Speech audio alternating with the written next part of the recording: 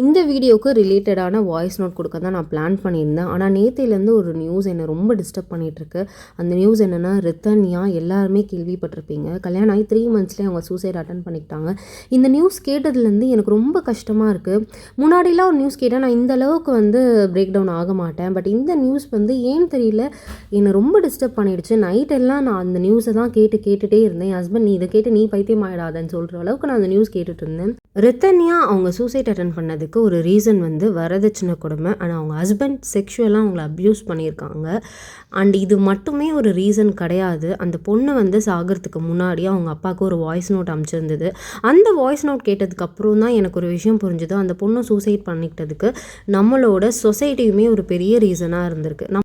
கல்யாணம் ஆகி 3 மந்த்ஸ்லேயே இந்த லைஃப் பிடிக்கலன்னு வீட்டுக்கு நான் இருந்துட்டேன்னா எங்கள் அம்மா அப்பா ரொம்ப கஷ்டப்படுவாங்க.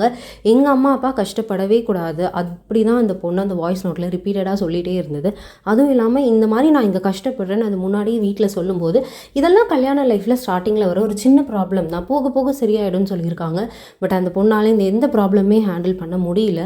நான் ரொம்ப வீக் ஆகிட்டேன், அதனால் நான் இந்த முடிவு எடுத்திருக்கிறேன் கிளியராக சொல்லியிருக்கு. அந்த டைமில் அந்த பொண்ணுக்கு ஆறுதலாக சப்போர்ட்டடாக, நாங்கள் உனக்கு இருக்கோம், எது நடந்தாலும் பார்த்துக்கலாம், நீங்கள் வான்னு ஒரு வார்த்தை யாராவது சொல்லியிருந்தாங்கன்னா இந்த மாதிரி ஒரு முடிவை அந்த பொண்ணு கண்டிப்பாக எடுத்திருக்காது. இப்போது ரித்தன்யாவோட பேரண்ட்ஸ் ரொம்ப ஃபீல் பண்ணி ஜஸ்டிஸ் கேட்குறாங்க. இனிமேல் என்ன தான் ஃபீல் பண்ணாலும் போன உயிர் போனது தானே. இனிமேல் நம்மளால் ரித்தன்யாவை பார்க்க முடியாதது தான் ஒரு உண்மை. கல்யாணம் பண்ணி ஒரு பொண்ணை ஹஸ்பண்ட் வீட்டுக்கு அனுப்பும்போது அந்த பொண்ணு வீட்டில் இருக்கிறவங்களும் ஃபேமிலியோ சொல்லி அனுப்புகிற ஒரு விஷயம் என்னென்னா, இனிமேல் அதுதான் உங்கள் வீடு, அங்கே என்ன கஷ்டம் நஷ்டம் வந்தாலும் நீ அட்ஜஸ்ட் பண்ணி ஹேண்டில் பண்ணி அங்கே வாழ்ந்து தான் ஆகணும், மாமியார் மாமனாரை நீ தான் பார்த்துக்கணும் அப்படின்னு சொல்லி அனுப்புகிறாங்களே தவிர, அங்கே என்ன தான் கஷ்டம் இருந்தாலும் உனக்கு அங்கே இருக்க பிடிக்கல, அங்கே இருக்கிறவங்க ஒன்று டிஃப்ரெண்ட்டாக ட்ரீட் பண்ணுறாங்கன்னா உடனே நீ அம்மா அப்பா வீட்டுக்கு வந்துடும், உனக்காக இங்கே ஒரு ஃபேமிலி இருக்கும்னு யாருமே தைரியம் சொல்லி ஒரு பொண்ணை கல்யாணம் பண்ணி அனுப்புகிறதே கிடையாது. இதனாலேயே ரித்தன்யா மாதிரி நிறைய கேஸ் நம்ம ஊரில் நம்ம பார்த்துட்ருக்கோம். இதெல்லாம் எப்போ மாறணும்னு தெரியல.